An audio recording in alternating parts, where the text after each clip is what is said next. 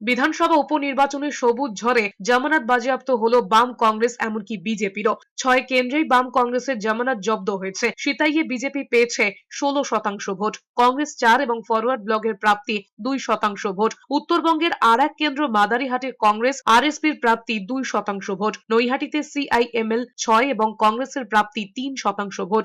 একই অবস্থা হারোয়াতেও, সেখানে আইএসএফ পেয়েছে 13% ভোট, বিজেপির প্রাপ্তি 7% এবং কংগ্রেসের প্রাপ্তি 2%। মেদিনীপুরে সিপিআই 6%, কংগ্রেস পেয়েছে 2% ভোট। অন্যদিকে তালডাংরায় সিপিআই 10%, কংগ্রেসের প্রাপ্ত ভোট মাত্র 1%। কোন কেন্দ্রে নির্বাচনে যত ভোট পড়ে তার 16% ভোট পেতেই হয়, তা না হলে রাজনৈতিক দলের জামানত বাজেয়াপ্ত হয়।